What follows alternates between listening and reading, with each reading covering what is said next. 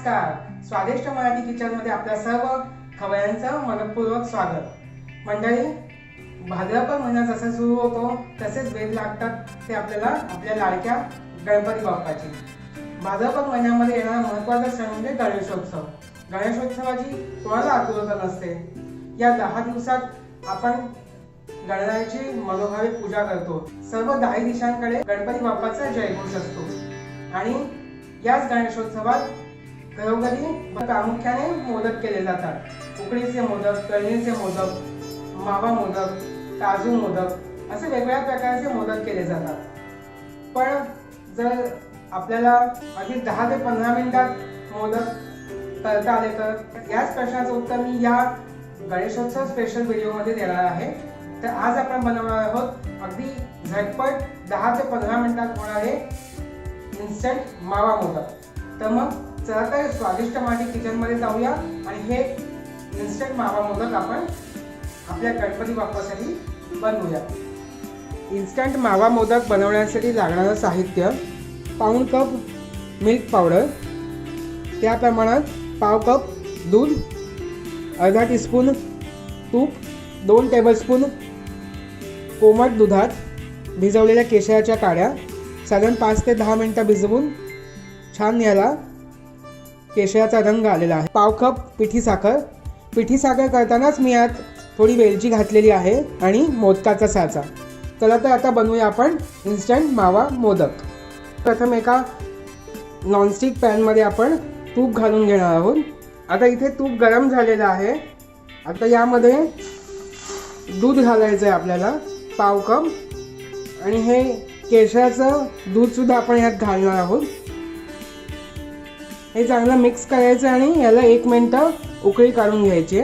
तर तुम्ही इथे बघू शकता दुधाला इथे उकळी आलेली आहे.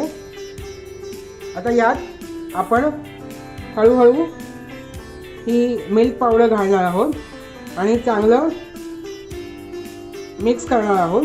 एक लक्षात ठेवायचं, मिल्क पावडर घालताना गॅस एकदम बारीक असायला हवा, नाहीतर याच्या गुठळ्या होण्याची शक्यता असते.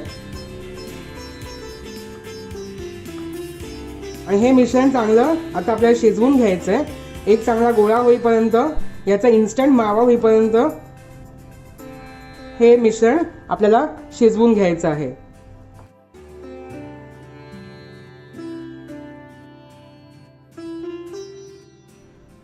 आता हे मिश्रण घट्ट व्हायला सुरुवात झालेली आहे. आपल्याला चांगला याचा गोळा होईपर्यंत हे मिश्रण दाटसर करून घ्यायचं आहे. आता तुम्ही पाहू शकता इथे साधारण 5 ते 6 मिनिटं झालेली आहेत आणि हे चांगलं मिश्रण आता घट्ट व्हायला सुरुवात झालेली आहे. पण अजूनही हे चांगलं अजून शिजायला हवं आणि चांगला मावाचा गोळा तयार व्हायला हवा. अजून साधारणपणे 4 ते 5 मिनिटात हा गोळा तयार होईल. आता तुम्ही इथे पाहू शकता आपला इथे इन्स्टंट मावा तयार झालेला आहे.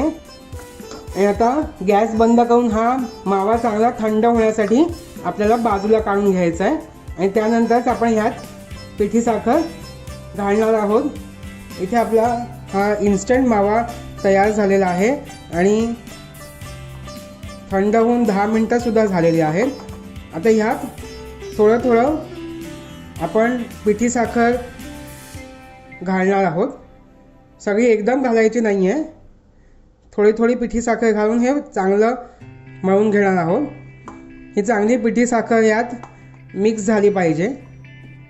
तुम्हाला हव्या त्या प्रमाणात तुम्ही साखर ह्यात घालू शकता. जर तुम्हाला ह्यापेक्षा जर गोड हवं असेल तर तुम्ही साखरेचं प्रमाण जास्त घेऊ शकता. आता तुम्ही इथे पाहू शकता या माव्यामध्ये चांगली पिठी साखर मिसळली गेली आहे. हे आता आपण मोदक बनवण्यासाठी हे आपला मावा तयार झालेला आहे. छोट्या अगदी लहान मोदकाचा साचा आहे. या साच्याला आपण दोन्ही बाजूनी थोडं तूप लावून घ्यायचंय म्हणजे साच्याला हे पीठ चिकटू नये म्हणून. आता आपण मोदक करून घेऊया. मोदक करण्यासाठी हा छोटासा माव्याचा गोळा घ्यायचा आहे आणि ह्यावर ठेवायचा आहे. या साच्यांवर ठेवून आपण दाब देणार आहोत. आता दुसऱ्या बाजूने ह्याला चांगला दाब देऊन हे असे प्रेस करून घ्यायचं आहे. आणि जर यात मावा कमी पडला तर दुसऱ्या बाजूने आपण यात मावा भरून घ्यायचा आहे. आता इथे आपल्या साच्यामध्ये मोदकाचं मिश्रण चांगलं दाबून भरून झालेलं आहे. आता आपण हे मोदक काढून घेऊया. पहा, अगदी सुबक आकाराचे मोदक इथे बनून तयार होतात. अशा प्रकारे आपण बाकीचे मोदक सुद्धा तयार करून घेऊया. आता तुम्ही पाहू शकता इथे अगदी सुबक आकाराचे इन्स्टंट मावा मोदक तयार आहेत. तर पाहिलं ना खवय्यांनो, अगदी किती झटपट आहे इन्स्टंट मावा मोदक, ते सुद्धा केशरयुक्त तयार झाले. तर मग आता हे आपण आपल्या लाडक्या गणपती बाप्पाला नैवेद्य म्हणून अर्पण करूया.